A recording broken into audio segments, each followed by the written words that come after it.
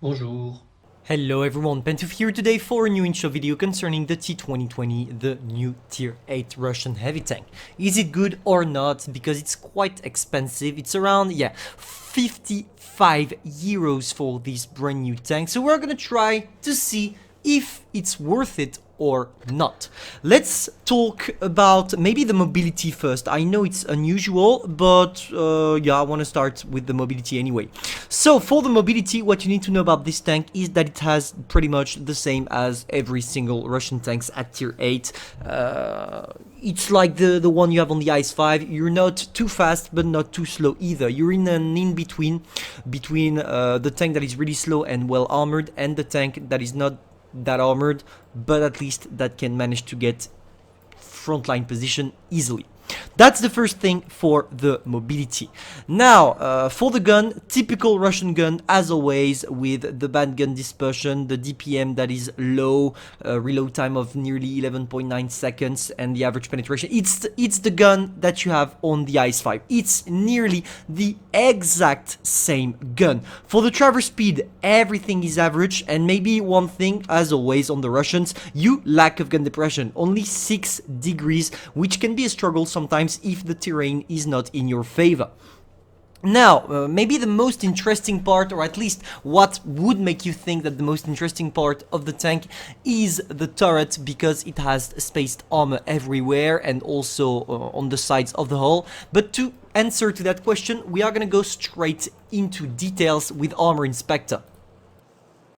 Okay, so let's talk about the armor profile real quick. To the front, you have, when you're facing your opponents like this, nearly 250, which is quite good in terms of armor. Most tier 8 should actually bounce, but the problem is most of the time you're gonna be like that, or even more angled if you try to side scrape, etc. And as soon as you do that, people can go through your armor, because 220 millimeters is still good, don't mind me, but it's quite hard for you to bounce every single shells, especially if you're in tier 9.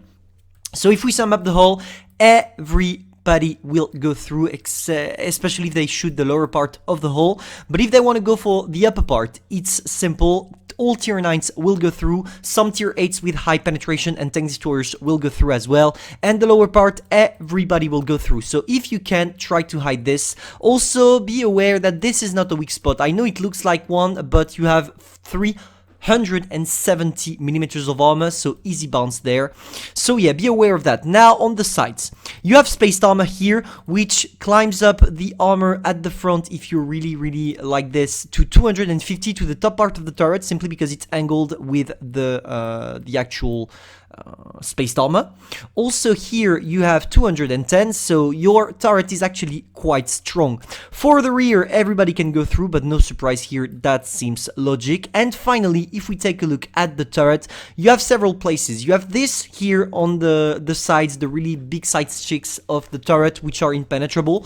And for the rest, if you manage to have a good penetration and a PCR shells loaded, you can go through it easily if you're a tier 9 or a tier 10. No, you're not facing tier 10, sorry. If you're a tier 9 or a tier 8 with gold shells. So be aware that even if your turret seems quite strong, it can get penetrated quite easily, because you only have 240 millimeters of armor.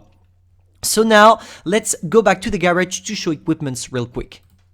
How am I equipping my tank? I first go for the gun rammer to increase my reload time, simply because I already have a good penetration, so no need to go for more penetration actually. After, I go for the enhanced gun laying drive to reduce my aiming time, because as you can see, the aiming time is huge. I mean, it's a Russian tank, and 122mm gun have the worst aim time at tier 8. And finally, I go for the vertical stabilizer, but you can go for both. Personally, maybe I'm gonna switch to refined gun, because I think it's more important to be able to have a better gun dispersion with this tank, especially because you're gonna fully focus before shooting.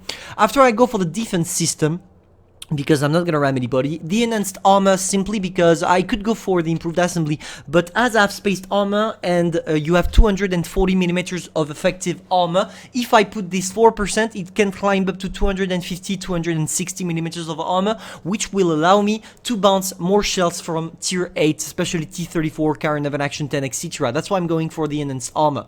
Finally, the toolbox, because enhanced strike is useless. Improved optics, because I'm not gonna camp, I don't need a camo. Engine accelerator, because overall my mobility is average, so it helps me a little bit to increase it. And finally, consumable delivery system, because I have 11.9 seconds of reload, so I don't see the point of having more duration of consumables. I would rather be able to drop down the cooldown to use it more often. That's pretty much how I'm equipping my tank. Now let's go for some battles.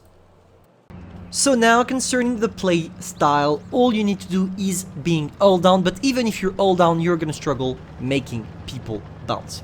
I'm gonna tell you why. You saw on the armor inspector profile, you have around 240 on the turret cheeks. Therefore, every time someone, for example a lover, spamming a PCRs at you, he's gonna penetrate all the time. And that's the problem with this tank, and that's why I would advise you not to buy it, because I don't think it's worth it. I mean, Wargaming maybe put it at a high price in the shop simply because the tank has this amazing animation of the shell eject thingy, but is it worth 50 euros? I don't think so. Now, as you can see, for the playstyle, we're going to try an advanced position, an aggressive one, simply because I want to trust my mobility, even if it doesn't seem to be the best. As you can see, I'm still in terms of speed the top one of my team here, simply because I took the advanced position before everybody else. But even if I did that, my mobility is quite weak in terms of overall mobility. I mean, we go around 35, maybe 40 kilometers per hour if the terrain is good for us. But overall, it's not a tank that is really fast. Now we're gonna try our position, and here you're gonna understand why this tank is not the best. Here I went for a shot on the lover and I pulled back. I didn't take a shot from something that has more than 240 millimeters of penetration. But here we are gonna go again on the lover, popping some adrenaline, sneaking a shot, and we go back. For the moment, that's how you want to play the tank overall. You need to go out, you take your shot, and you go back as soon as possible, because if you're facing tier 8s, you're gonna get penetrated. See the shot, the lover. The lover shot us. What happened? We took the shot in the turret, guys, not in the hull, in the turret, and it penetrated. That's what I wanted to talk about with this tank. Wargaming's advertising as a strong turreted tank, it's not the case. People will go through your turret, so be aware of that, especially gold shells of high penetrating tanks. The lover with a PCR has around 290, maybe 300 millimeters of penetration, and it makes your turret looks like butter. Now, same for the P-44 Pantera. As you can see, it didn't struggle penetrating the side of my turret. For the moment, every shots I took, they were in the turret. And it's a real problem. I mean, when you're playing with a Russian heavy tank, you expect it at least to have this kind of good turret armor. I mean, it's the case on the Ice 5, it's the case on the Object 252U. With this one, it's not really the case. That makes it one of the weakest Russian heavy tanks at tier 8 in my opinion. So definitely not worth it. Also, one thing that you're gonna struggle with, the gun depression. We already talked about it, but it's I mean, it's a Russian tank, so most of you guys already have a Russian heavy tank in the garage that is premium, so you know how to deal with 6 degrees of gun depression.